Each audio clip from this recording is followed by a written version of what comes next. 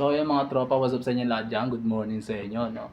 O, kamusta mga pre, no? So ngayon guys, nandito tayo ngayon sa sa office, no? At itong ating yan, tinatrabaho ngayon to, tinubag na natin to kasi magtatayo na naman ulit tayo ng panibagong poste dito.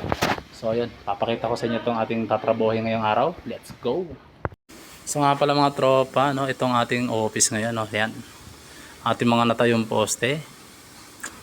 So ito ang ating tatrabahohin ngayon, no?